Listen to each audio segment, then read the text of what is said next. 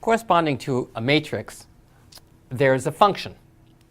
If the matrix is an R by C matrix, then the function maps f to the c for some field f to f to the r.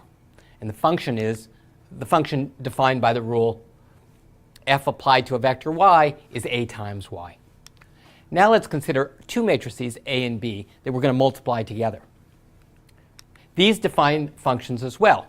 A defines the same function, f of y is a times y. B defines a function, we'll call it g. G applied to a vector x is b times the vector x. And we'll define h of x to be the function corresponding to the matrix product a times b. That is, h is the function that takes a vector x to a times b times x. Now there's something interesting about the relationship between these functions. F composed with g equals h. Here's an example. Let's start with this matrix. The corresponding function multiplies a vector by the matrix, and this has the effect of adding the second element to the first element. Let's take B to be this matrix.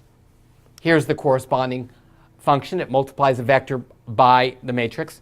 And this has the effect of adding the first element to the second element.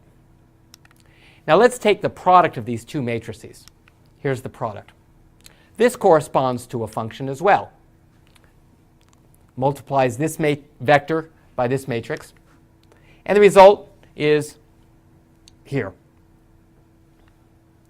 Now, if we take the composition of the two functions, f and g, and apply that to a vector, looks like this. We apply g first to the vector x1, x2, getting x1 and x1 plus x2. Then we apply f to the result. We get the vector 2x1 plus x2 and x1 plus x2.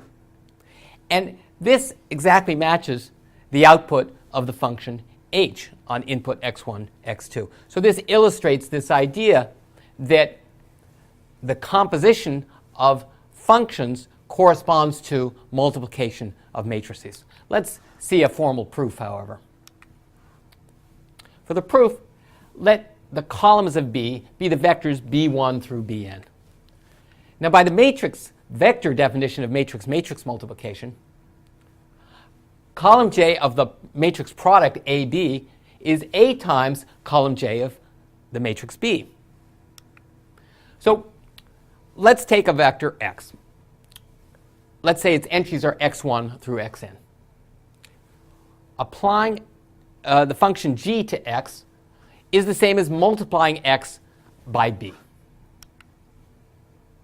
By the linear combinations definition of matrix vector multiplication, we can write this vector as the linear combination of the columns of B, where the coefficients are given by the entries of x. Now let's apply f to g of x. F of g of x is f of this linear combination. Using the properties of linear functions, we can replace this by this. We basically move the function in, move the coefficients and the sums out. And now, using the definition of f, we can replace f of b1 by a times b1, f of bn by a times bn. And now using the matrix vector definition of matrix-matrix multiplication, column 1 of AB is a times column 1 of B, which is a times b1. Similarly, column n of the product AB is the same as a times column n of B, which is bn. Now, using the linear combinations definition of matrix vector multiplication, the linear combination of these columns can be written as a matrix vector product. The matrix AB times the vector x, whose entries are the coefficients. And this, by definition, is the result of applying h to the vector x. So that proves the property. So we've seen that matrix-matrix multiplication corresponds to composition of functions. And this gives us a nice corollary. Matrix-matrix multiplication is associative.